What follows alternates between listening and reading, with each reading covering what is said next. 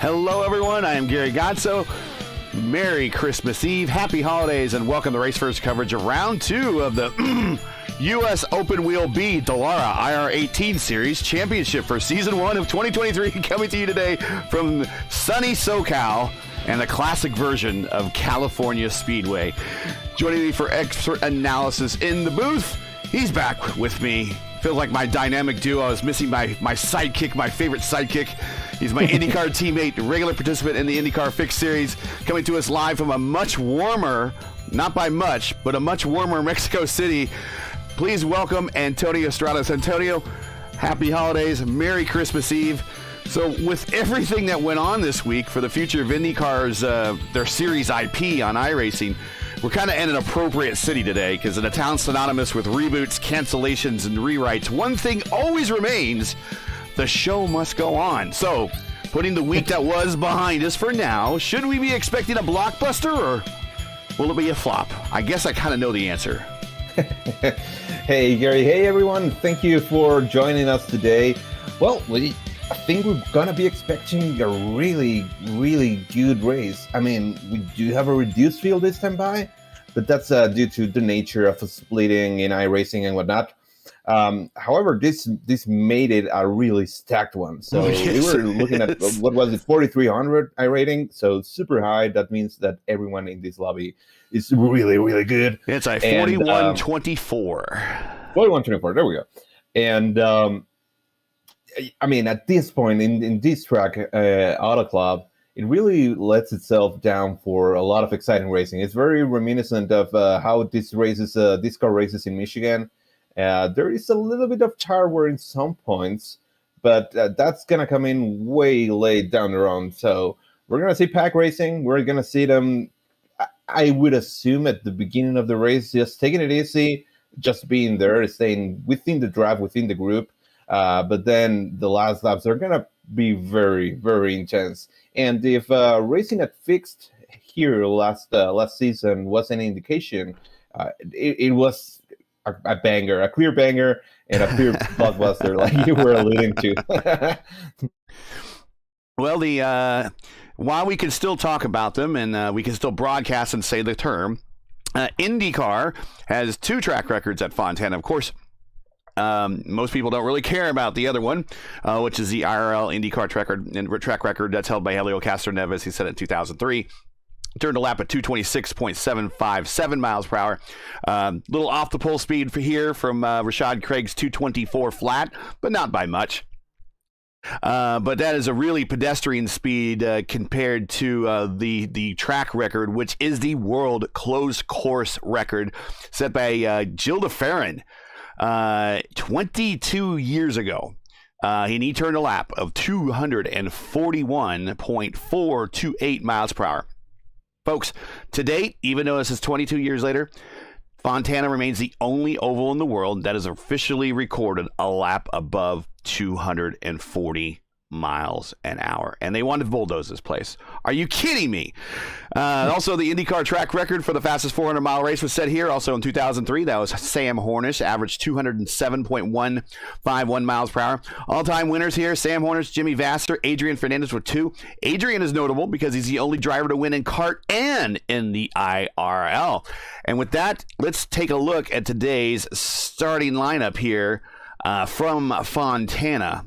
Do not call it Auto Club Speedway. Sorry, I can just never do that. All right, yeah, let's go with Fontana then. I typically always call it that way, but so all right, starting from the pole, it's going to be Rashad Craig, and MAB Marco Aurelio Brazil is going to be joining him on the first row. Second row, we can see Jesper Orman and Kevin Burrell.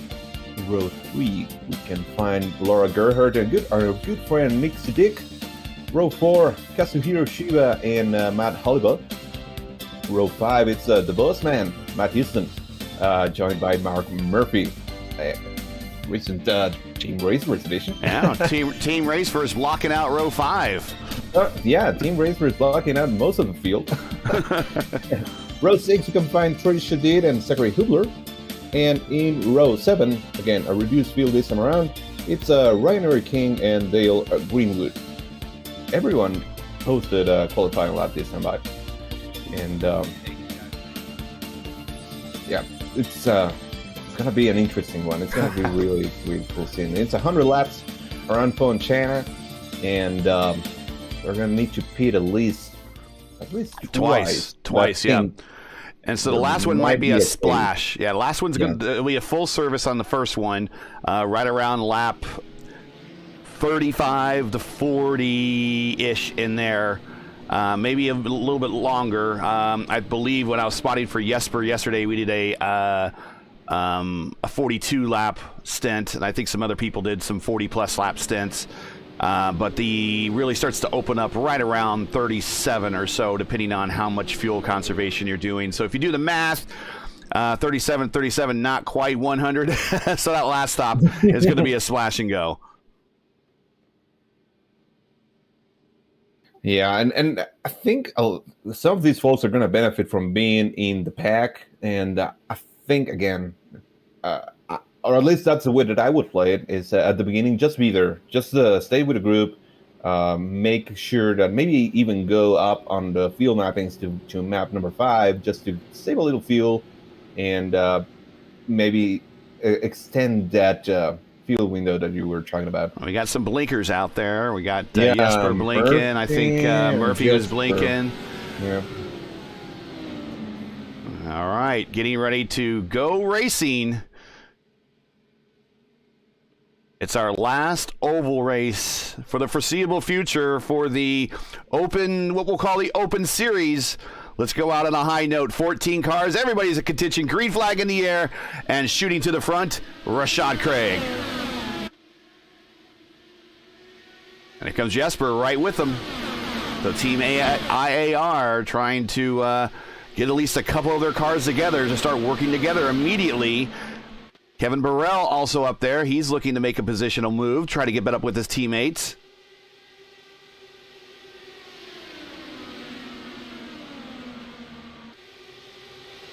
Everybody to the bottom except for MAB. He's going to stay high. He's going to have a massive run coming off the corner. Go ahead.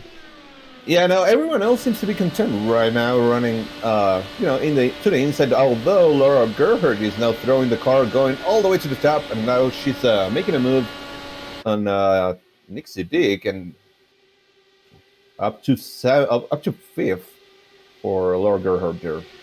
Yeah, that's the thing with these cars; they can really suck in and get great runs, and the top really works wonders. You're gonna be able to, you're gonna see that throughout the race, but it's gonna come to strategy. And when do you do that? Why do you want to attack? Do you want to attack now? Do you want to position yourself better? So you're gonna see some passes or a lot of passes being made on the top side. All right, now Rashad holding the IRL line here, which is right on the white on the bottom. MAB to the front as he slices over his nose. Chopping him off. I mean, once again, Club Brazil making no friends here in the IndyCar Series. That's his tradition.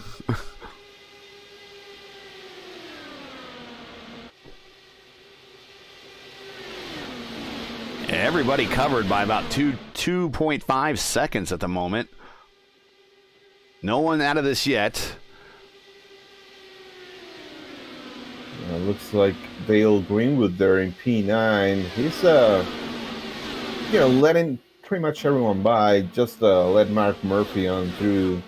Didn't really put much of a weight, and that's what you're going to see, especially at the beginning of the race. And a lot of people are going to be like, you know what? I'm content. I'm happy riding right behind these other guys. Ooh. I'm not going to burn as much fuel. Whoa. A little puff of smoke there. Something happened in turns 1 and 2, a little puff of smoke. Yeah, you're right. There's a lot of decisions going on at the moment. 3 wide going into 3 and a diamond formation featuring Nick Sudik and Mark Murphy. Boss Man's also involved in that one. Nope, not the Boss Man. My other broadcast partner, Ryan Eric King, is in that one as well. Ryan Eric King is a contributor to Jalopnik.com. And he said on Wednesday that was the talk of their virtual office where IndyCar yanking the property. more. It's not really IndyCar yanking the property. It's more like motorsports games yanking the property. Yeah, I mean it's more of the way I understand it is it's just a license expiring. Yeah. And having signed that exclusivity deal, IndyCar and motorsports games, well, that really just affected everyone on the iRacing side, as they were not able to secure a new one due to that exclusivity deal. If you guys are not in the loop, that's essentially what we found out last Wednesday, I think it was. Yeah, Wednesday. Yep. And of course, it turned everything into turmoil. There are a lot of fun notes for us in the future because one of the policies is that we're not longer going to be able to broadcast these races with these cars, use the IndyCar name, of course. So, I mean, a lot of decisions up in the air still, but once we're back, and once we know what's going to happen, we'll let you know. And and there's Ryan Eric King. Actually, he's been making a move on the high side. He's now up to 4th. As someone who lives in Indianapolis, Indy is not owned by IndyCar. The term IndyCar is a stylized word. It's IndyCar put together with C capitalized. If you were to say Indy Space Car, then I'm talking about the nickname of the city of Indianapolis and a vehicle that is so commonly used that you can't trademark that name. So I don't know how they can prevent people from using the term Indy Space Car, but I can certainly see how they can prevent them from using the term IndyCar stylized as one word. Yep, for sure. In the meantime, now Laura Gerhardt is going to the top, and Ryan Eric King trying to make it interesting. They're also in front of her. Here comes Mark Murphy there. Everyone else seems to be happy, running in line, but Ryan Eric King and Laura Gerhardt, they're saying like, nah, let's go for it. Well, now's the time to cash in. You got a nice big strength of field. It's going to reward well in points. Not worried about points. Considering this is our next to last broadcast, we don't even know if we'll be coming back, and if we do, in what capacity and how we can do. And also, as a broadcaster that primarily does IndyCar, this one kind of really hurts us a little bit more than others. Others can pivot to NASCAR or touring cars or anything like that. Now we're kind of exclusively IndyCar, so that's going to kind of hurt us. Also, another interesting thing: come December 31st. Unless they could do an agreement with Dallara themselves to continue making modifications to this car. My understanding, and this is from Ryan there, and watching Ryan in 5th place, this car effectively becomes legacy December 31st, midnight on December 31st. Oh, okay. I don't know if it's going to be considered legacy in the service, but they can't if let's say they had the new engines ready to go. They developed. They can't. Let's say they develop a new engine here the next year, and they don't get the IP situation straightened out. They cannot add that to these cars. So basically, they are in lockdown status, just like the IR05, which they renamed appropriately. They used to call it the 2009 Dallara. It is the IR05. They named that appropriately. That's one good thing, I guess, in the changes they made, and the DW12. Right. Yeah, I think something that could illustrate a point a little bit better is if for whatever reason the aero screen changes a little bit to next year. Yeah, that's another good point. Yeah, they can't make any graphical changes there as well. Exactly. Yeah. Which is a bummer. And I mean, we've mentioned it time and again. I think IndyCars are really the best car on this service. They're super fun. They're great in ovals. They're great in road courses. They really are the only ones unique enough to be able to be used in both configurations and, pretty much any kind of circuit except dirt. But yeah, I mean, hoping that they come to an agreement at some point, hopefully early next year, but yeah, we'll see. Oh, they're getting together. Oh, yep, Dale Greenwood, I think that was. And Jesper Orman. Oh, they were able to save it. And Jesper comes on radio being like, hey, I bet he had some things to say. Lap 15. Dale Greenwood there, and that Robert Wickens. Now, another IndyCar news. Apparently, it is now Aero McLaren. It is no longer Aero McLaren SP. The SP portion has been bought out, my understanding is. So that's one of the owners that goes back really into the IRL days. It's one of the last remaining IRL owners that I can think of that raced in the IRL days. Were the Schmidt-Peterson guys, or the Schmidt Racing, and then Peterson became a partner. I think the only team as a remainder from the original IRL days is Foyt. I know Andretti came over with the Andretti Green, and then they became Andretti Motorsport. And they were at the tail end of the IRL days. But the original, kind of some of the original teams that were out there, Foyt, I think, is the only one left. Yeah, but Andretti Green was originally Team Cool Green, yep. Which actually stayed on the kart side during the split. So, yeah. And they didn't break funny ranks. Where some of these and they teams didn't break. Can be traits. Yeah, and they didn't break ranks until 2001. Of course, remember, Paul Tracy won that 500. Yep.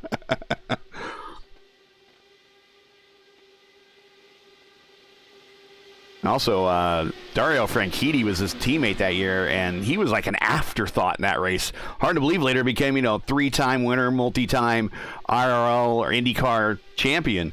So, things change rather quickly. Yeah, they sure did. We're going through wide again here. Mark Murphy to the top. Ooh, MAB disappears. He's back in it. Yeah. And up front, Kevin Burrell making a move on Rashad Craig. He's going to, on Ryan King, trying to catch Rashad Craig up in P2. And there's going to be a point during this race where things are going to go, Mark Murphy almost ran into the back. Yeah, Mark Murphy actually faded out a little bit. Yeah, he seems to be having some sort of connection issues. So, and now he's actually being like, hey, you know what? I'm going to stay up high. You guys go by. I'm going to drop to the back. But yeah, I think the tires are eventually going to come, not necessarily come apart, but they're going to wear. Yeah. So making those moves up top, like we were seeing Ryan King or Laura Gerhardt do, that's not going to be as common once we're close to the pit stop. Well, I could say during the Friday split race that was televised or broadcasted, same thing. The bottom really came in. Well, it was used late because they did a last kind of late race sprint, and the tires were still good to stick down there. But as the run went on, the upper lanes became more and more useful. And I think if someone were to stay up there and work it in and be patient, they probably would run down MAB because you can get a massive run off that high line. And right now it looks like Jesper's tried it out. Here comes Hollenball. We got a bit of a 4-car breakaway now. That 4-car breakaway, Brazil, Craig, Burrell, and Greenwood. And now Jesper is dropping back a tiny bit. They were not organizing that second group at all. So they lost a tiny bit of touch with that first 4 guys that you were mentioning. I think they're catching up now. Well, look at the Brazil going to the top, then coming right to the bottom, trying to control the lead. Some NASCAR-style drafting tactics, defense tactics at work here. And I really think, Greenwood going to the apron there on pit entry. On the apron coming to the start-finish line, he's got to watch himself there. And we'll start losing it. That's dangerous. That's super dangerous. Apron bad. Yes. Apron bad, and it typically spins you out, so he got away with it. So what we got going? I think these guys, that's the thing with IndyCar drivers, because they typically stick with IndyCar and don't race at anything else. it'd probably do some of these drivers some good to get into some of the NASCAR draft races and learn how to work well with others and kind of just be patient and allow those second lines to work in, find someone to work with, try to cooperate. But even at the I'll still call it the open level here, or at the B series level, patience is a virtue, and these races are still very much like extended sprints. Mark Murphy way up to the top there, checking out the parking lot from where he's sitting. Mark with the number 1 car. Good on him for this split. I mean, he has the most I rating in this split. That's how he gets the number 1. Well, he's almost at 6,000 I rating right now, so it's 5,900 for him. So I think Jesper was over. Jesper was at 6 yesterday, and I think his finish in the Friday race might have taken him underneath 6. But I think he's now number 2 in the race, and I would explain that. Yeah, he's at 5,920, so just a tiny bit behind Mark Murphy there. But yeah, that's also what happens when you have such a high I rating. Once if you have a bad result, it's really, really going to hurt you. Yep. We're coming up to about 10 laps to go before the, I would say, the pit window opens. According to YouTube Analytics, 37 maybe around 37% of you actually are not subscribers, which is actually not a bad number. Let's change that right now while we still have time. We have reached our goal of 1,000. We just got here, and they're yanking the rug out from underneath us. But we cannot. We're not going to rest there regardless. Help us keep the positive momentum if you enjoy Race First coverage of iRacing's U.S. Open Wheel Anything Series, and you respect the stream, please do us a solid and make sure you support us by subscribing. While you're at it, don't forget to smash like and click the bell so when we do come back, you won't miss out on any future Race First iRacing broadcasts. We got a good one coming up here next on the 26th. We only have 3 more races on Race First right after this. We have 2 next Monday. Indy fixed at Richmond now. That was supposed to be Iowa. That is now changed to Richmond due to the IndyCar IP property thing. And then on the afternoon of the 26th, join us when we will be broadcasting the Scours Christmas 500.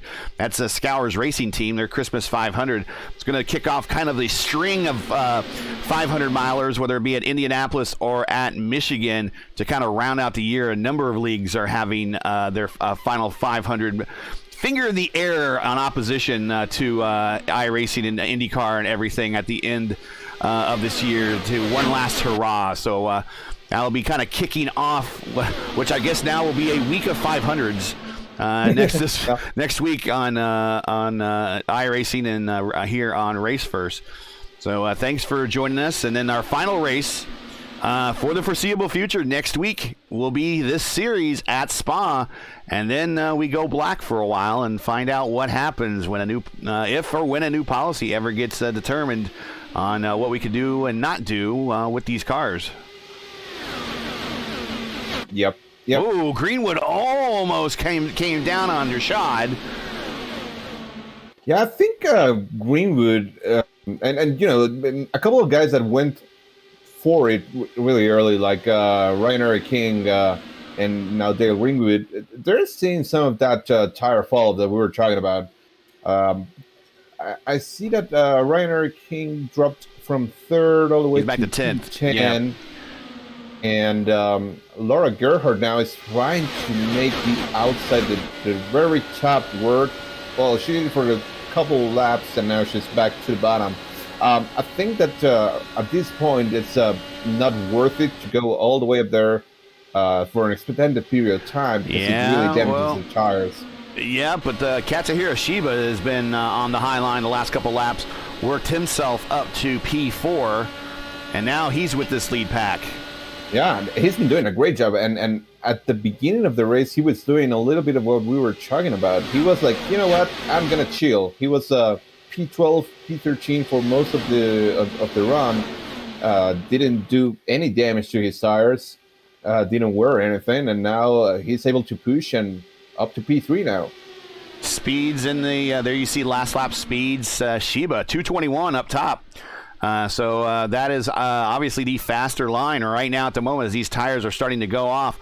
219s, 218s, nothing slower than a 218.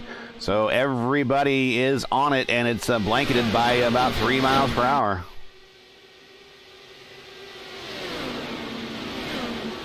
It's going to be interesting to see what he does now. Does he want to lead or just work? Oh, he lifted. There we go. So he's happy just riding there, but he made a lot of progress. Let's hop on board Kevin Burrell, take a lap around Fontana here and see how he negotiates it. He's riding that middle line through the tri-oval. Gonna arc out a little bit wide to make the turn into 1 and 2 a little bit easier. Gonna stay in that second lane. It's a big run, kind of on the higher lane down the backstretch. Oh, he lifts a little bit to second. Yep, Shiba's second. Lifts a little bit to let his teammate get in front of him. Oh, and the first car in. Yeah, first car in, MAB, and that is a very early call. It's about the right time. Yeah, he should be able to make it. With another pit stop, of course. Yeah, so he's looking at 35, 70, and then home. Yeah, and we got to remember, he was leading for the majority of that stint, so you're going to burn a little bit more fuel while being up front. So that's a tiny bit of a disadvantage sometimes. But I think 100 laps here is, really even and makes it work perfectly for 2 pit stops without worrying too much. Hey, also something that I was watching is Kevin Burrell is now part of Indy Alliance Racing. New team for him. Yes, that is a new pickup for Indy Alliance as of a couple weeks ago. A great pickup. Yeah, great. Looks like Laura Gerhardt is now coming into pit. Yeah, Gerhardt went 37 laps, coming to 38. Matt Houston working on the high line up to P4. Oh, but he's losing some momentum. I wonder, maybe throw it in too deep, maybe kiss the wall. I don't know. Dale Greenwood there made it 3 wide. I'm not sure that Matt really wants to be 3 wide at this point in the race. It's still very early. Well, I mean, that's the thing. Let's talk about, the trust you need to put in with your fellow driver here, especially in pack racing and especially in these cars, which you can't be watching the car in front of you, because if you watch the car in front of you and something happens in front of him or her, it's already too late. Shiba on the bottom might be coming to pit road. We'll see. But there's a lot of trust that drivers put in with each other to race each other closely, and that is Shiba coming in. And, it's a pretty small community, and so we all know the same names and everything, and we recognize drivers that we see on a weekly basis. I'm not sure how many know Dale Greenwood, and that might be why everyone's kind of giving him a little extra room on the racetracks, because they're not sure who he is. But that's okay. I mean, that's what iRacing is you're getting in the lobby, and maybe you know who you're racing against, maybe you don't. Yeah, and you make a name by by racing people. Burrell and Craig coming in, so that is an IAR strategy. Jesper is going to stay out. He is the leader by himself now. Here comes Mark Murphy. So Jesper, I believe that's going to the bottom on the back straight. He might be showing his indication that he's coming the pit road right now. And he is not. Nope. Normally when you see him come down to the start high and go to the inside line on the backstretch and then come back out as a kind of a non-verbal way of, because you don't really want to stick your hand outside of the cockpit. Actually, you don't really want to take your hand off the wheel to say I'm pitting. That's one way of doing it. But Jesper Orman is your leader. Matt Hollenbaugh now second. Matt Houston now third. They're 42 laps into their run. Sudik fourth. Trace Shadid fifth. And Zach Hubler from the rear, started shotgun on the field, and here he's coming to pit road, and he just rolls right up on Trace. Good pit in for him. So it looks like only Matt Hollibaugh and Nick Siddiq are left on track, and I'm sure they're going to be coming this time back. Yeah, I don't think they can do 50-50. No, no, they couldn't. And here comes Hollenbaugh, and here comes Nick. So this will turn things over to MAB again. Yep, back to MAB. Jesper Orman coming off pit road with all the folks that he pitted with. And here comes MAB at speed with Burrell. And now there's going to be a problem because Jesper might not be able to get that draft back. Wow, and Siddiq and Hollenbaugh are still the leader while they're sitting in pit road. Yeah. Looks like MAB and Burrell Siddiq off pit road. Second.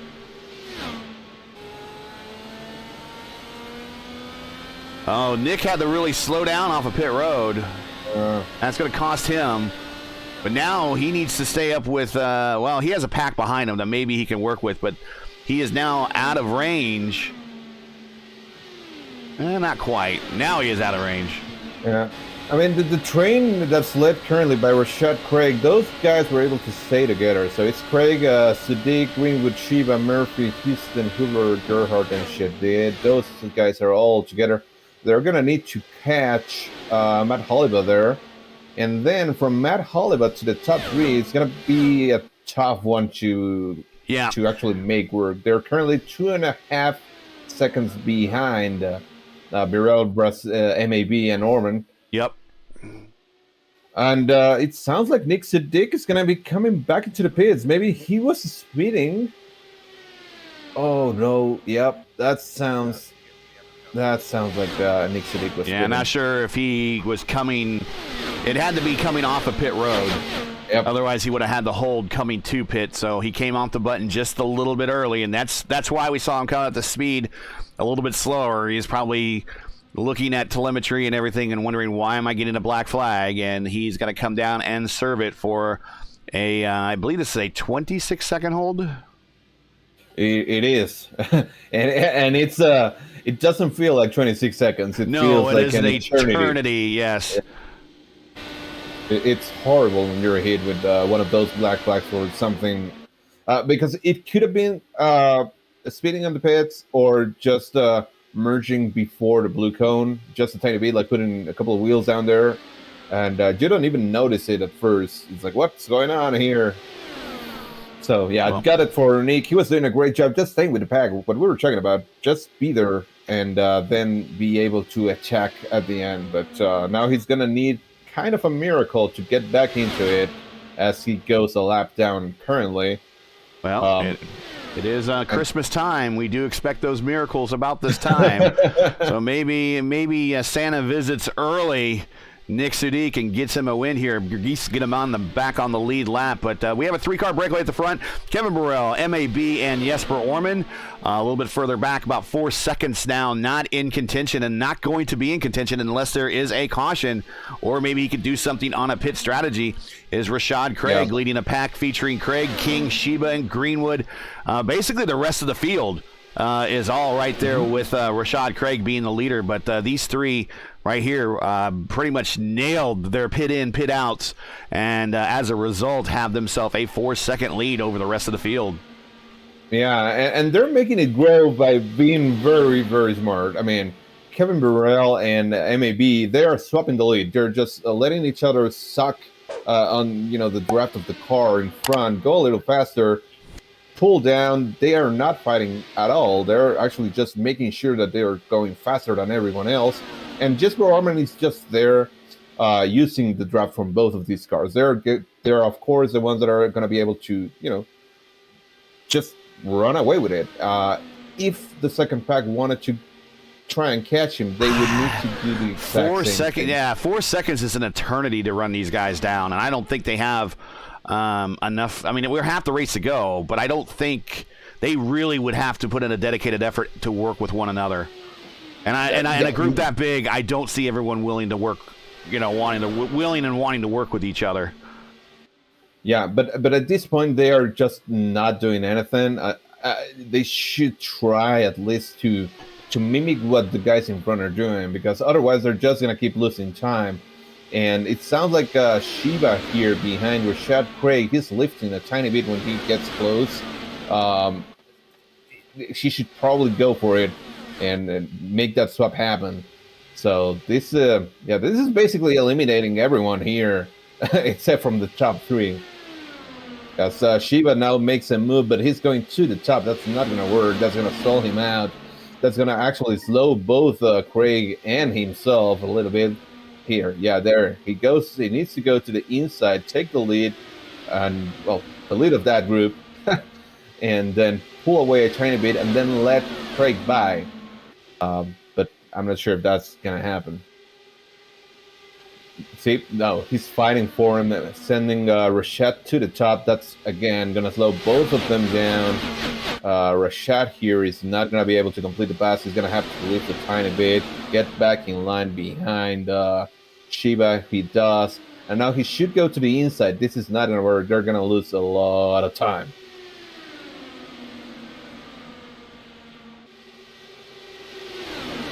Again, Craig to the outside. He's trying to complete the pass. He's going to be able to do it. He was basically forcing himself up there.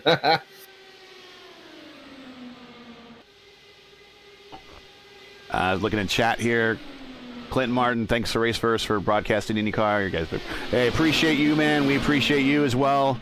Everybody take time to participate in not just open series, but the fixed series, anything IndyCar. If you're a league participant mainly, whatever, anybody that shares the passion with us, we appreciate you as well.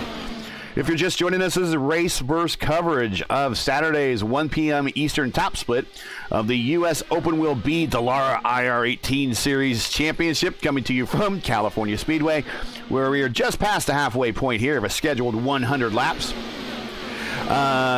It is Christmas time, and it's a time of giving, and if you like how we've been doing during our broadcast, feel free to tip us using the dollar icon at the bottom of the chat window. Send us super chats through there. We would appreciate it. You can also become a RaceFirst Patreon member at patreon.com/RaceFirst.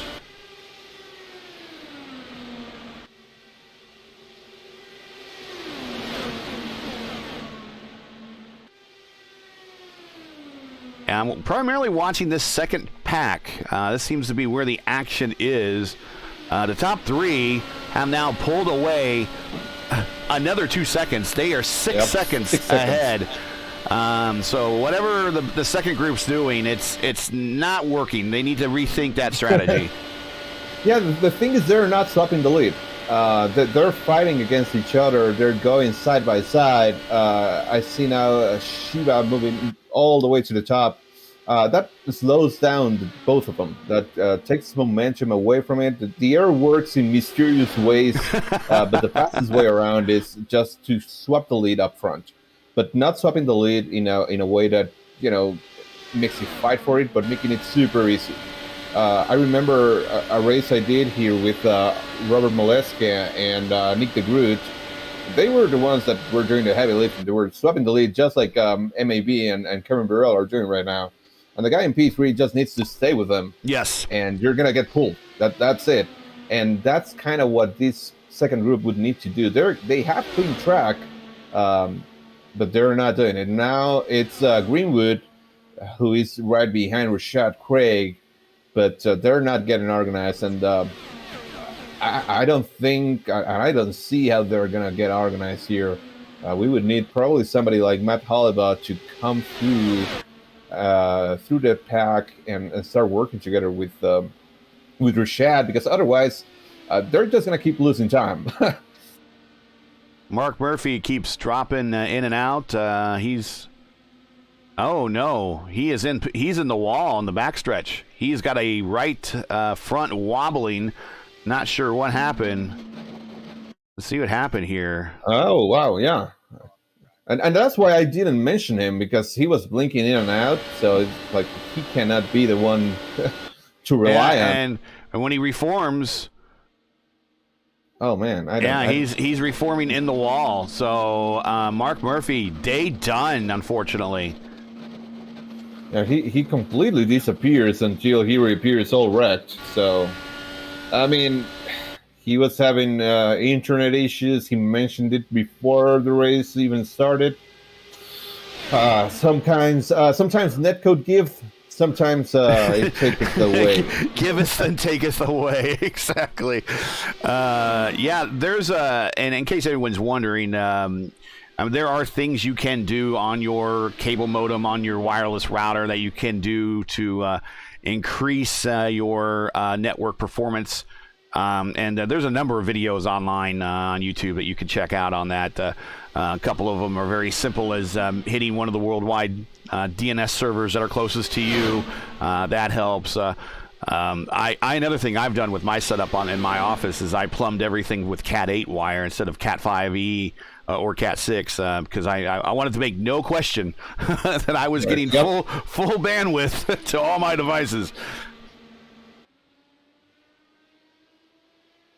Yeah, but there are some times where it's just not working, and it's due to the ISP, your provider, and there's really nothing you can do. So, all the races I've seen with Mark Murphy, all the races I've had with him, he's never really had any internet issues. So I would just chuck that down to, people moving from different state to different state to spend time, holidays with their families.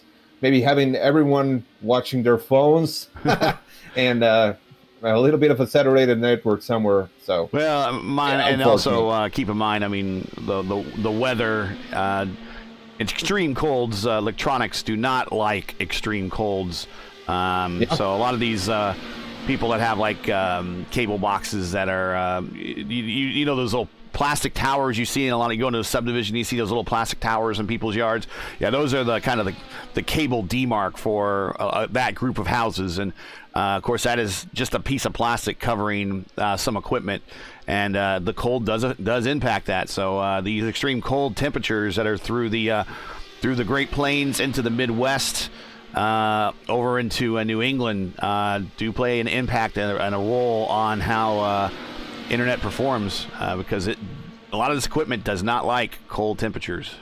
Yeah. Most electronics do like a little bit of cooling, but not like super cooling. that takes them, makes them fall off a cliff, unfortunately. Stephen Lee with $10 super chat. Thank you very much, sir. We appreciate you. We appreciate you, seeing you every week in the Indy Fix Series and that lineup there. One of these days we're going to get you on the broadcast when you get a podium there. So close so many times.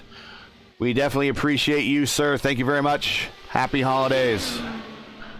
Yeah, happy holidays. Great to have you, Stephen, around here. I've raced many times with him. He's a tough one to beat. He's in that Samsung car. Everyone, that's I remember him. Yep. And now I'm back looking at this second group. They're fighting with each other. Greenwood and Shiva going at it. 7 Greenwood seconds. is now on the apron. He almost wrecks himself. That's the thing. At this point, MAB and Birel, they're no longer swapping the lead, but they're still making it larger. They're now up to almost 7 seconds. But the thing is, this second group, it's fighting with each other, and essentially just handing the race to the top three. Well, we still have one crucial stop still to go. MAB is now 32 laps into his current stint. Remember, he pitted right around 35. So he is due in here probably about 3 laps or so, if not sooner, for his final stop. Now, do Burrell and Orman possibly go with them? Short fill and come out ahead. You gotta do it, right? There goes Brazil. Yeah. Oh, there we go. No, well, they don't. So never mind. I mean, that's they're going to be able to 33 stay laps. together. So he might be doing the 33, 33, 33. You have that one extra lap there at the end there. And now Burrell and Norman, they're going to be able to swap the lead for as long as they want. Or as I long mean, as they still have Kevin Burrell 28 laps on the current stint. Jesper Orman 26 laps on the current stint. So they still have in the neighborhood of about another 10 laps or so, provided how much fuel they save behind MAB. And this will be for their final stop. And that makes total sense that they would stay out and try and swap the lead, get as much time as they can on MAB. So once everything cycles back up, they're basically on their own, and maybe MAB on an island of his own in P3, and then the second group that we were talking about. However, I mean, things can change, totally change, if a caution comes out. Not wishing for one, just saying. Yeah.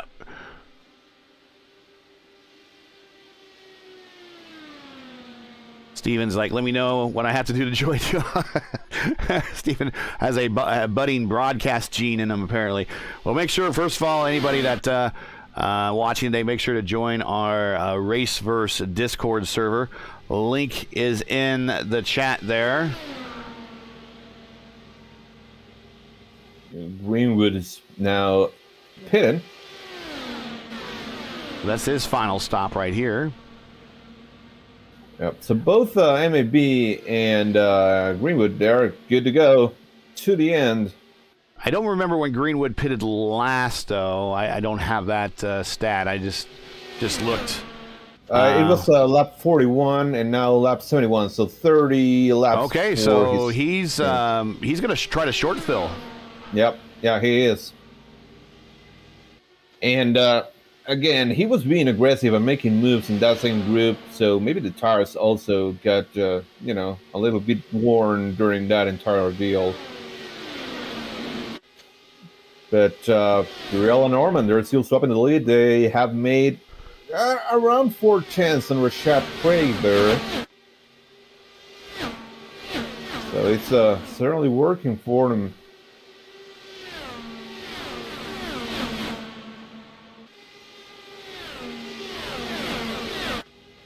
Oh, but now there is something else that's happening. Rashad Craig is catching MAB. MAB, of course, is now good to go to the end, but he's going to be able to get close to him. Let's see if MAB is able to swap the lead of this group with him to try and catch Burrell and Norman there. Probably next due to stop, looking at numbers. Laura Gerhardt, 36 laps on the current stint. Ryan Eric King, 35 laps on the current stint. Those are probably your next two cars at the very least going to stop. Of course, strategies could change anytime now in the next 10 laps or so for a lot of these drivers.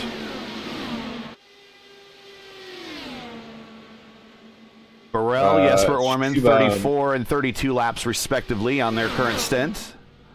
Yeah, Kazuhiro Shiba, he's just signaled that he's going to be pinning in, and Matt Houston also. Oh, Shiba off the transition hard. Does he get down to the line in time? I think he does.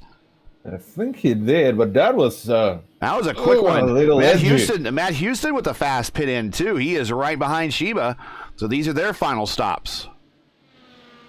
Kevin Burrell, Jesper Orman in the 3 and 4, still swapping the leads. Yeah, Burrell's going to be pitting this time. Burrell needs to get down quickly, under control. Good job. And Rashad Craig is coming with him.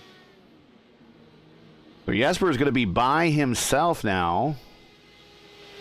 And he had 2 laps on Burrell. Yeah, 2 Burrell laps. has changed it a bit, lap 40 and Orman lap 42, so he can't do that. And he's going to have the freshest tires, and he's going to have the shortest fuel on the fuel tank. So, I mean, that could work. Let's see where everything cycles out. I'm intrigued.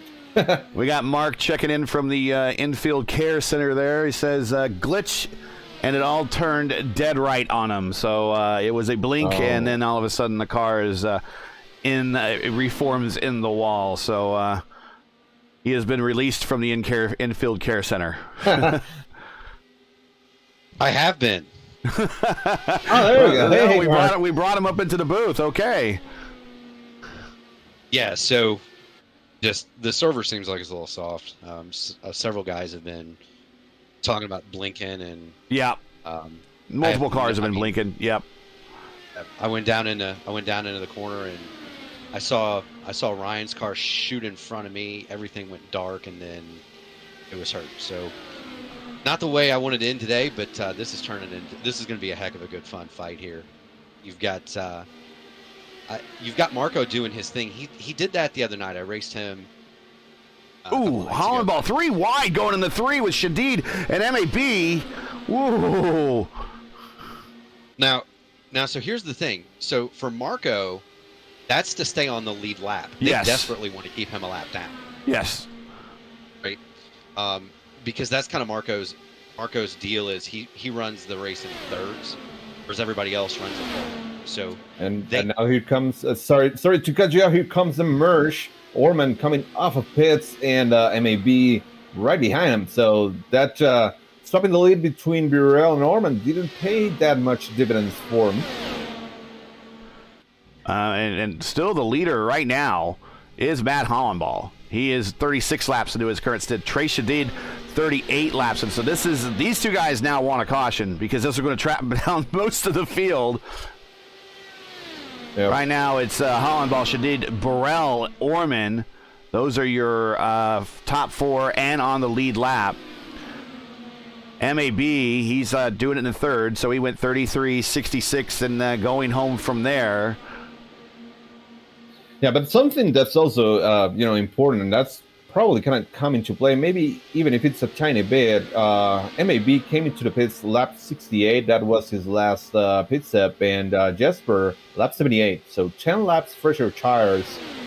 That could potentially play a role here, especially because MAB is still unable to clear either Shadid or Hollandball there, so he's not able to catch back up to Orman and Burrell. We're going to start up in the lead. My guess is that these guys are going to give him no quarter whatsoever. Yep. And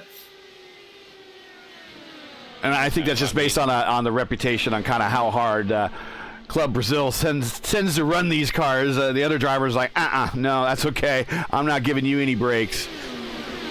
No, there's going to be no break there's going to be no breaks for the two. I mean, and that's fair, or excuse me, the 5, and that's fair. Those guys tend to race extremely hard, and sometimes a lot of these guys, the Hollyballs and the Ormans and the Craigs of the world, Four wide while he's blinking. 4 wide while he's blinking. Hollandball is still the leader, so he's now on the lead lap. Hollandball is still the leader. Shadid P2. Right. Shadid on pit road. And still 3 wide here. Hollandball now going 40 laps. Now 41 laps into his stint here. So he is going long, folks.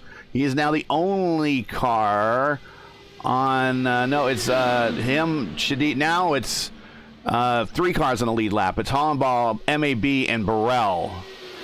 Yeah, Matt is just a signal that he's going to be coming to the pits this time by Matt Hollywood, that is.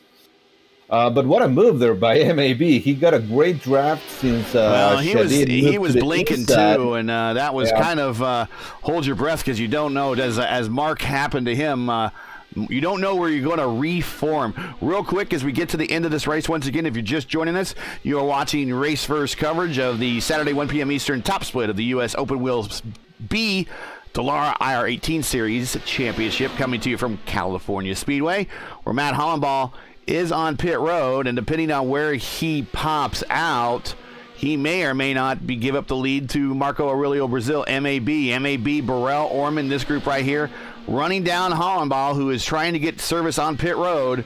He's up on the jacks. He's down off the jacks. He's rolling. But I don't think he's going to be able to hold on to that lead. No, because he was in that group that was around 6.5 seconds behind these top three guys. So, I mean, it was a valiant effort, don't get me wrong. But, it needed to have been, perfect in every single way. And not even then he would have been able to make it. Hey, there's Bruno Miranda checking in chat. Happy Christmas. Merry Christmas, sir. Happy holidays. That's what I mean. He is checking in chat. Bruno Miranda, the Storm. Happy holidays. Yep. Thanks, everyone, for joining us. Make sure to smash the like button. Subscribe to the channel so you don't miss out on the last couple races we have. After this today, we have 3 more races on Racers. We'll have 2 on Monday. Fixed Series at Richmond. And then, of course, the Scours Christmas 500. Those will both be on Monday. And then our final race for the foreseeable future next Saturday, 1 p.m. Eastern. We will be with the Open Series here at Spa in Belgium to wrap up the year, and we'll see what we do when we go on hiatus a little bit. See if a new agreement is hashed out here in the next couple days between iRacing. Oh, look at Orman using the banking to get a good run on MAB. Let's see if iRacing and IndyCar can come up with some agreement. 3 wide in the 3. Burrell in the middle. Well, I think that's when they have taken their gloves off. It's time to fight. Looks like Greenwood jumps to picks again. But go ahead, Mark.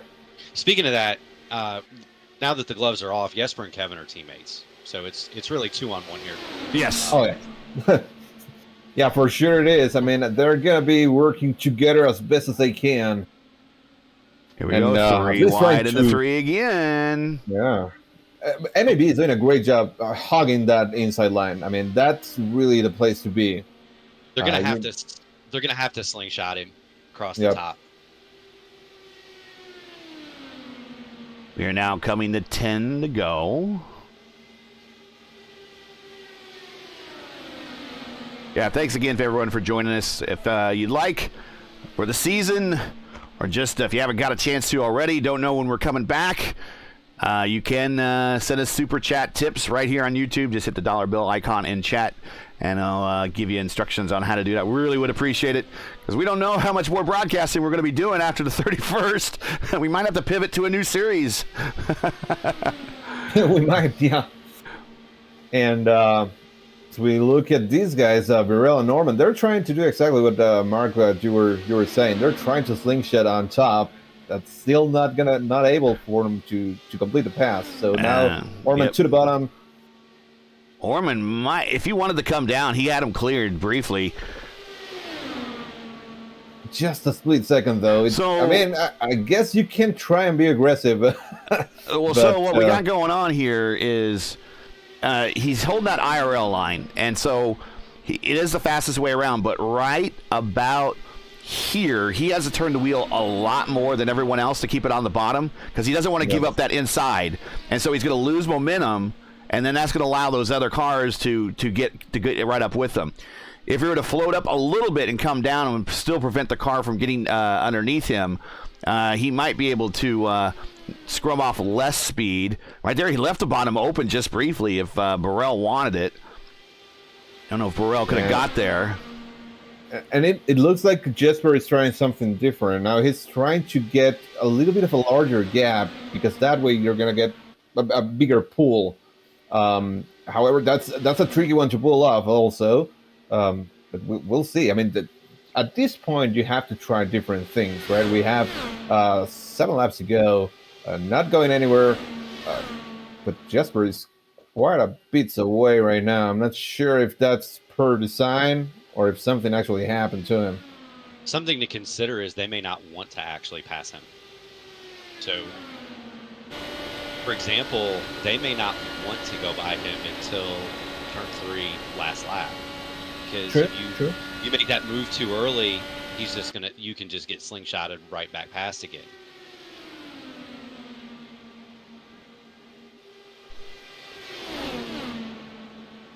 Yeah, that's a great point, because you could be like, okay, let's just bide our time here, and make sure to not give him the chance to get it back. Although Jesper is now trying it again. It's kind of like doing a little bit of a dry run. Let's see if it works.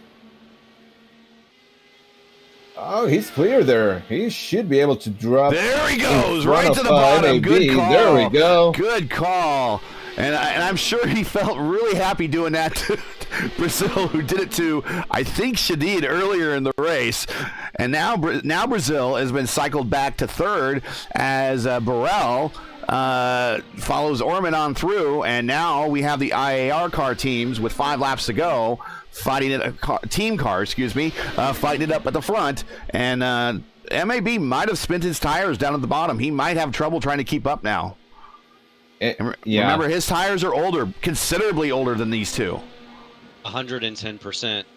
So keeping him pinned down on the bottom like that burned up his tires. Marco's setups are not known to be very good in traffic. And on older tires, with having been pinned on the bottom, his right front's probably hurting pretty good. And now he's faced with a daunting task of having to drive around 2 cars. Right? So of these 3, the newest tires are this car right here, Jesper Orman. So he has the fresher tires. He can pin it to the bottom if he needs to. 4 laps to go. 8 miles. Last oval race that's going to be broadcast for the Indy Open Series for the conceivable future. Ooh, we may be making all kinds of moves trying to I thought for a second he was heading to the wall. That's kind of, and he was really close to Burrell also. I agree, and I think at this point all the IAR cards needs to do is to stay in this kind of formation like it is right now. Orman to the inside, Burrell on the outside, just a tiny bit. MAB is not going to be able to complete the pass on the outside, on the very, very outside. Right, and we'll see who gets to the line first. I think it's Jesper. 2 to go. And making up for yesterday's mistake on pit road. So now MAB is doing kind of the same thing. Getting a little bit of a longer gap between those guys to get a better pull, but I'm not sure what he's going to try and do with it. It's not going to be able to complete the pass on the outside here. Burrell, the wingman right now to Orman. I'm going to guess the gloves come off here, though, once we get to that white flag lap, which is coming up. Maybe in turn 3 and 4. I'm sure they're going to be playing nice, at least until the backstretch. Side by side, the entire group through 1 and 2. Last lap down the back straight. On the bottom, Jesper Orman making up for yesterday's issue on pit road in that broadcasted race. 3 wide going into 3. Pivoted by his teammate Burrell. Burrell is pushing up a little bit, causes Marco Brazil to push up down to the apron. And at the line, it's Orman. Well, perfect teamwork there.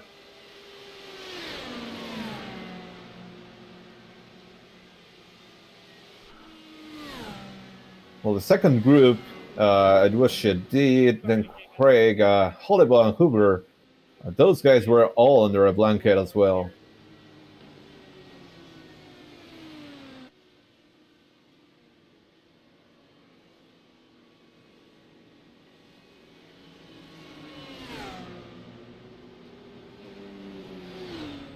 Well, let's take a look at today's final standings here.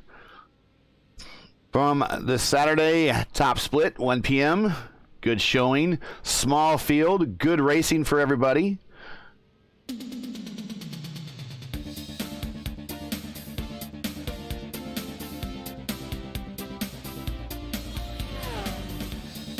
Jesper Orman, your winner. And I'm sure he's going to be very happy. We'll be talking to him in a second. Kevin Burrell, he is also going to be very happy after yesterday's finish in the 2 p.m. race, or the 3 p.m. race. I believe he finished 6th, but was in contention right there to the bitter end. MAB third. Shadid, great run for your teammate there.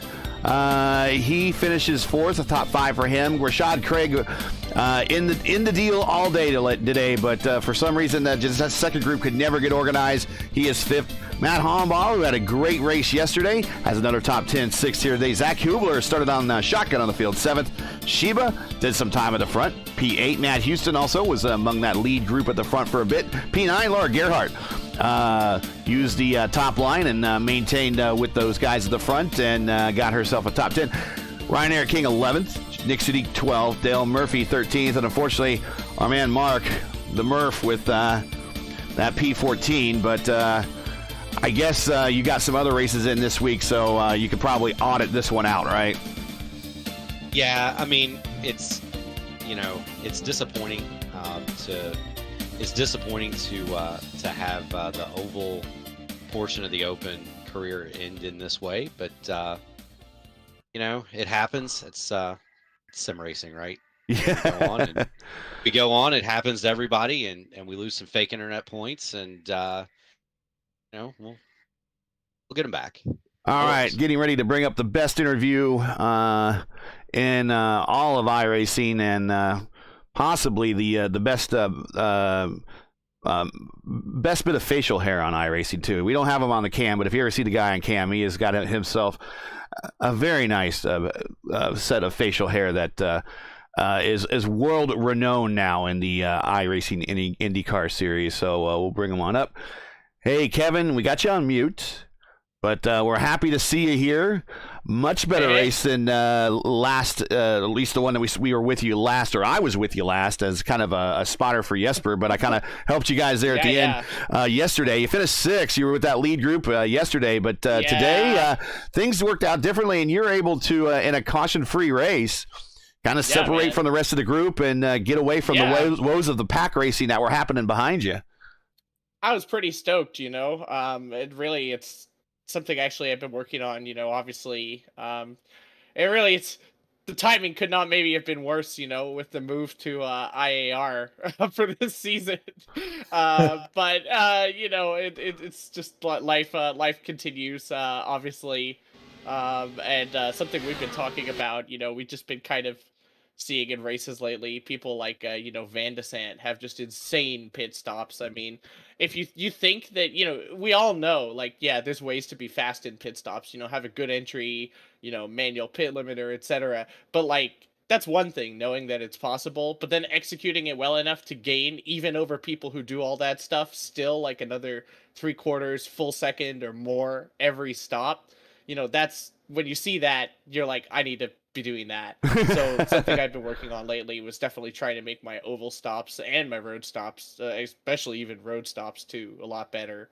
And today when I came out of the box and was ahead of was with Jesper and Marco and was ahead of Rashad, I was like, oh my god, if we broke away, I actually had a decent pit stop for once. It was pretty good. I mean, I was even thinking about gambling on a non-full refuel because I thought we were going to go caution free, and I mean, well, we did. So it was a great race. It was really fun, and as I'm sure ovals are well, it's not my thing, but definitely I feel less comfortable, so I always get quite nervous for these. But definitely I felt good today. The team stuck up, and just overall it was really fun. It's a good little battle we had, and things split apart, but it was still fun. So good time. And I'm sure, I mean, I don't know how much you guys talked about it already, but I'm gutted about the news, obviously. You guys have done so much for the community, obviously, and I mean everyone who's broadcasted has, and it sucks. It really sucks that we're not gonna be able to do this come January. Don't know what to say. I mean, I'll be out there racing. I'm sure a lot of us will be, but it sucks. And I'm glad that my final oval race on the Race First cast for now, we'll say, could go this well. So thanks to the team and everybody, and of course to you guys, for running it. Well, our pleasure, and it's great to we love your enthusiasm, and good to see you here. And I think you're going to be a good fit there with that IAR squad. They have Thank you. A bunch of good folks there. So yeah, definitely this race for you, at least the finish was a lot less chaotic than Friday, which was like, what slot should I stick my car in that gives me the least amount of risk but the most amount of positions yesterday. Today, you could pretty much with your own merit race it home. With Jesper on the bottom, was there any hope of getting to beat him at the line, or was it more maybe just like, okay, let's go get 1 and 2 for the team and I'll be your wingman? I think it could have been possible, but I obviously didn't want to risk. I don't know, but Marco seemed very, very fast in a straight line, even more so than that's normally his kind of whole thing. But even more so than normal, somehow I feel like, he's the type of person where you cannot necessarily give him a chance in a moment like that. Like if I went for the move for first, tried to get a run, and it did it in the wrong way that gave Marco an opportunity, not only could I have cost Jesper, his spot, but I could have cost myself P2 as well, even, or I could have just wrecked us all. And there was definitely some I shouldn't, really risk my teammates' finish. There was definitely maybe some of that, but on the other hand, it's also just at that position, man, this went really well for you already. Just take it, Right. I think it's tough to get a run here at Auto Club, especially I think it's easier when you're in a really deep pack situation there. You could get a run coming to the line, but when you just have 3 cars up at the front and it's just 1 deep, it seems like it's too hard to get the draft run the way that we all have our aero set up, for this config, just with the way it is. So I think, the way that we positioned ourselves, we had it basically done to us, by power slide and other guys on Monday and Friday. Right. We saw that done, that positioning of, the 1-2 kind of offset on the inner and middle lane. And then, once we saw Jesper get into position to do that to Marco, it was all right, let's go, So I couldn't believe it.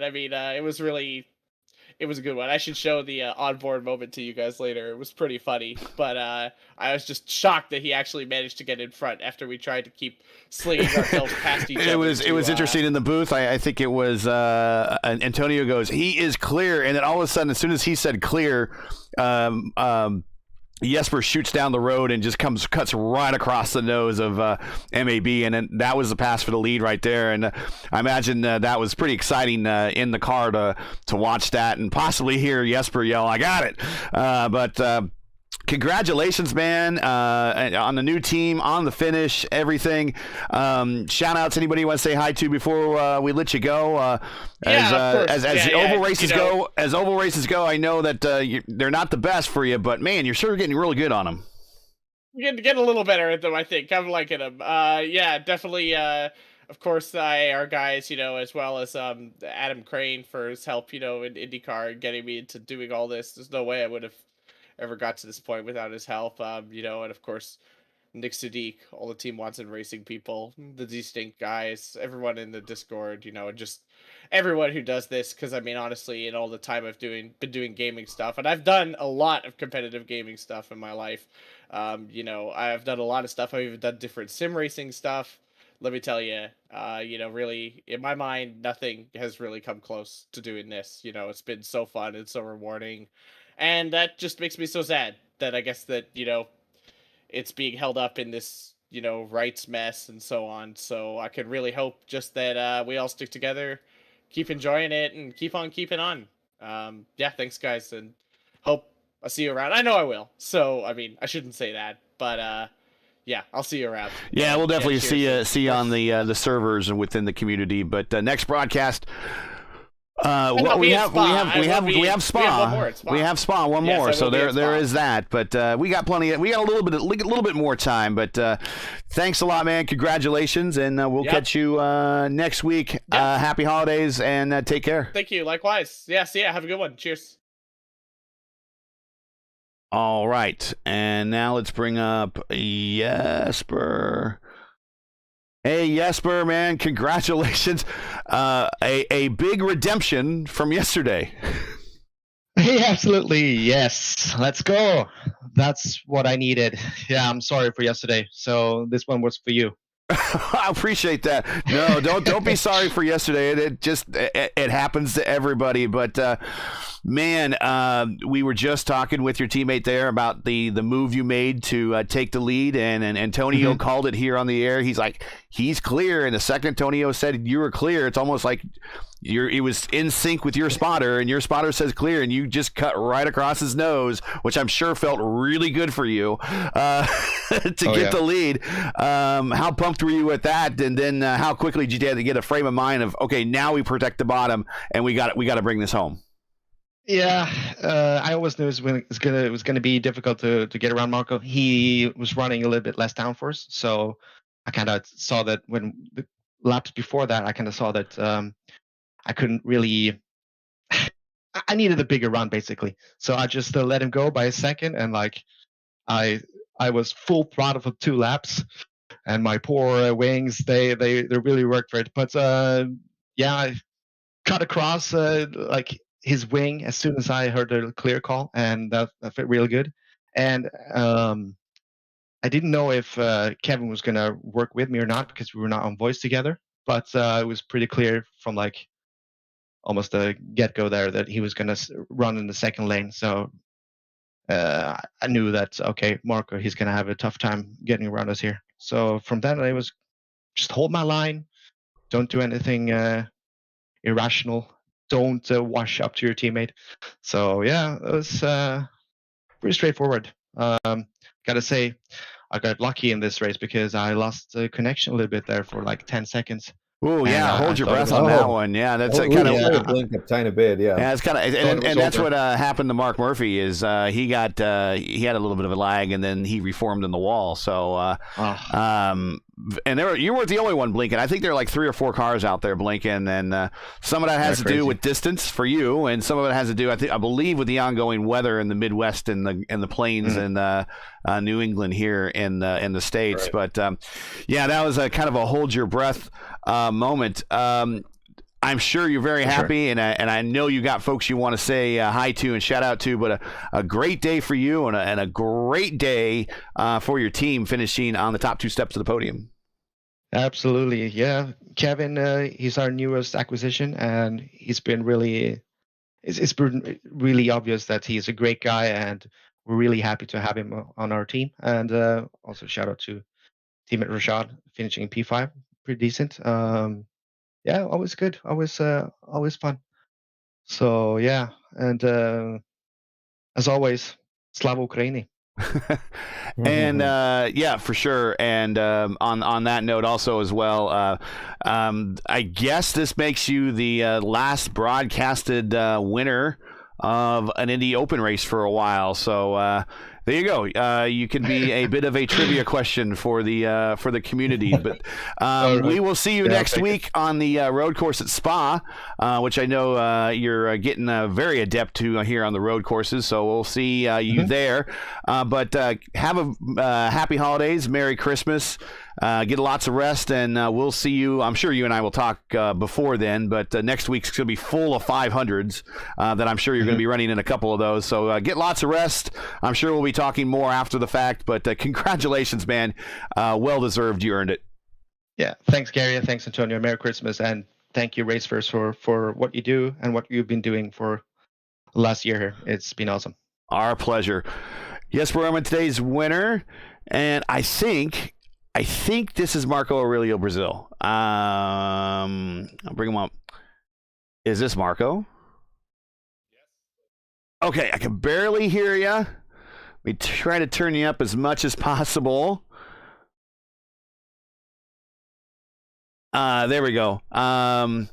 So congratulations on the bottom step of the podium here. I know you really wanted that top step. You tried to guard that bottom line as long as possible. Was it just the tires giving up? Thank you for a great race. It's always a pleasure to race with the Jasper and Beer, and they are from a clean team that knows how to respect a lot, give a space every time. I like everyone at the Indy Islands. Awesome race. Is the cars runs fine. I'm not have a problem with the tires. The tires runs better, but I'm run alone. Yeah, no teammates to rely on, right? Work much better is the I like run into these guys. It's so happy for the podium and P3s is awesome for me. While we got you here, and again, it's we got you. It's real hard to hear you. I got you turned up as best as we can. Congratulations on that P3 and on the win. Led a ton of laps, or excuse me, on the podium there. Ton of laps. Could have been very easily your race to win. But yeah, you're right. You're kind of fighting a bit of a handicap match there, 2-on-1 against two teammates. But congratulations nevertheless. In your own language, if you'd like, do you have anybody you like to thank or shout out to and say hello to? I'm thank to my team, the Spanish team, 10th Factors in Racing, and sponsors as the Grid Simulation and the Bet One and my parents in Brazil and the Merry Christmas for our spectators in the race. Well, thank you very much. Congratulations. Happy holidays. And we hope to see you next week, if possible, in Spa. I'm run only ovals. Only ovals. Okay. So this is the last televised or broadcasted oval, Indy Open Oval, that will be for a while. So, yeah, good showing on the last broadcast. And something I guess you can tell your friends about. But there you go. Congratulations. And if we do broadcast next, we got to look at the schedule. If things do change, the next oval is after Spa. They have Richmond on the schedule. So back to short track racing. So maybe we'll see you at Richmond if everything goes well. I like much Richmond's the short track, but the possible two wides, I'm particular like much the Richmond. Expecting a good race too in Richmond. I agree. Richmond is configured pretty good to these cars. Congratulations. Happy holidays, and we'll see you hopefully at Richmond if IndyCar and iRacing get their agreements together. Bye-bye. One last comment is the iRacing is not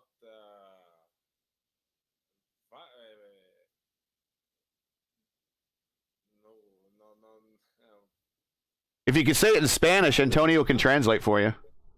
Okay.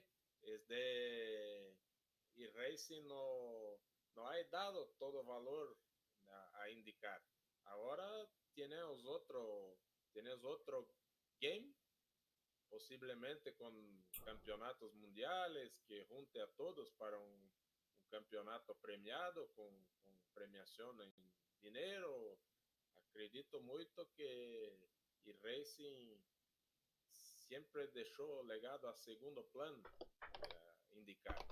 NASCAR. Okay. NASCAR. I like IndyCar, not like NASCAR. But the IndyCar for iRacing not the value para las carreras, para las premiaciones.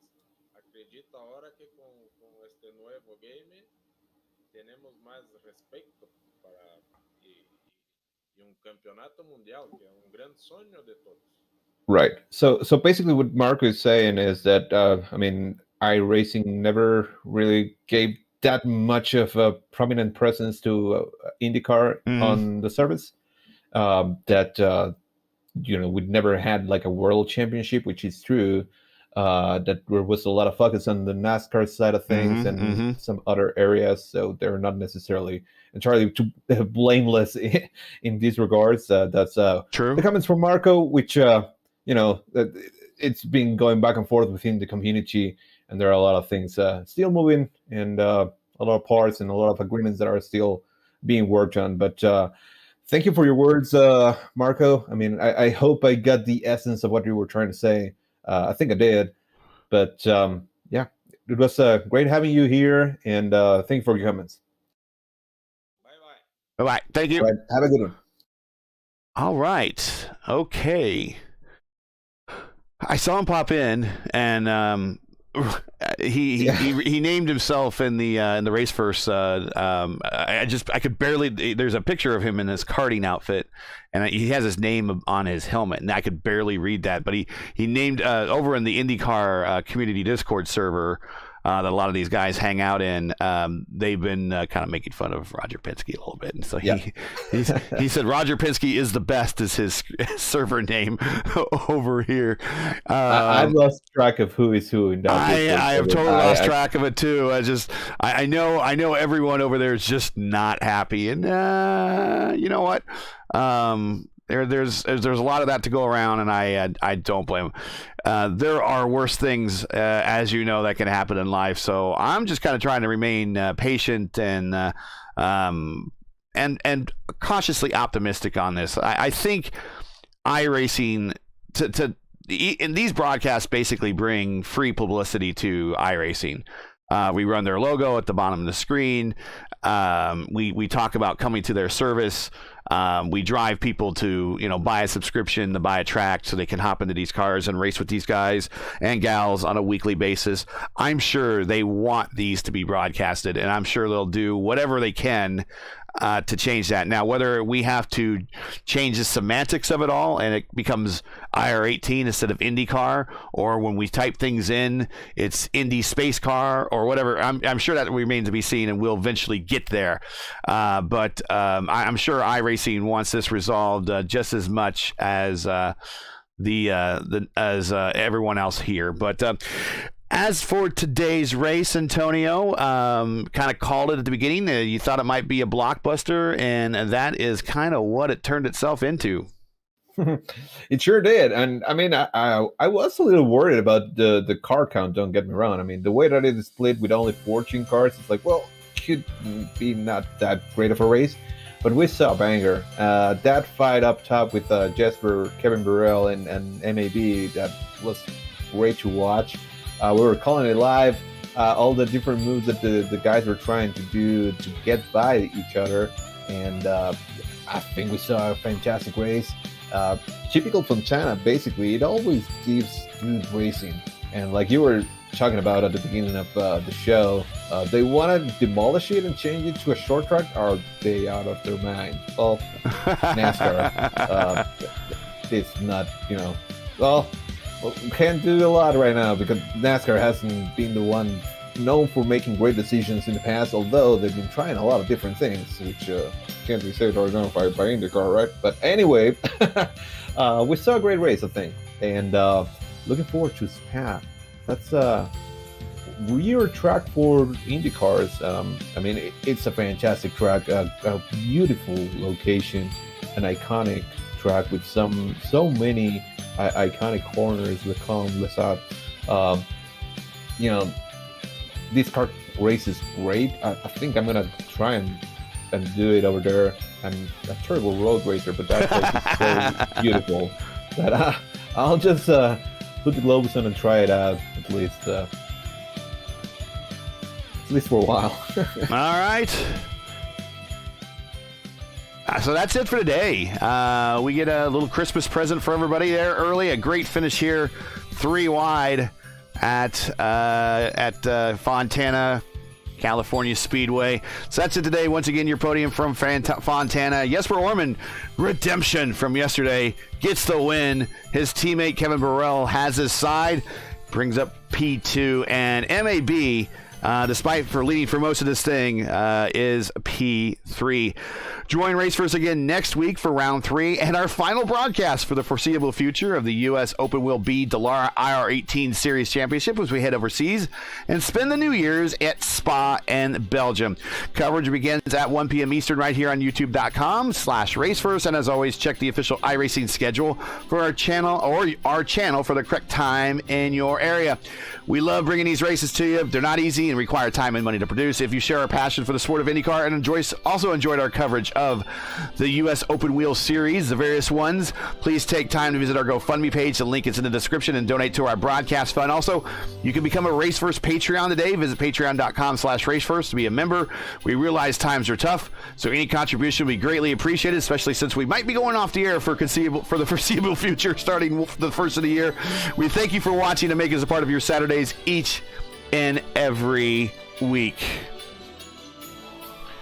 Now, as you know, the YouTube algorithm game is never an easy one to play, so please help support Race First with the weekly grind. Leave a comment below and let us know what you thought of today's race, and if you enjoyed today's coverage, support us by smashing like in the video, just like that. If you're new, click subscribe, and why you gotta hit the bell for weekly reminders so you don't miss out on more of Race First iRacing program. We got like 3 races to go after this, including one of the final broadcasts with IndyCar 500 milers from Indianapolis. Join us on December 26th at 1:30 p.m. Eastern Time for the inaugural, hopefully it's not the only one, we'll see other ones of this, but the inaugural Scour's Christmas 500 benefiting the Indy Family Foundation. You won't want to miss it. So keep your browser set here for the most in-depth IndyCar knowledge on all of iRacing. Race First, we know what Indy means. For business inquiries and to learn more about Race First and what we do, visit racefirst.com. Like us on Facebook or follow us on Twitter. You can follow all of us via our Twitter handles. We're going to fly down here at the bottom. There they go, right there. There's myself. There's Antonio. There's Nick, who occasionally steps in. Feel free to add us on Twitter. So, for Antonio Estrada, everyone at Race First, I'm Gary Gotzo saying to all, thanks for watching, and to all of our men and women serving in the military and as first responders, Godspeed, God bless, and come home safe. Catch us again one more time, as it looks probably for the last time for the foreseeable future, right here as we go racing through the forest in Spa for the next race of the U.S. Open Wheel B Dallara IR18 Series Championship. Happy holidays, everybody, and good night.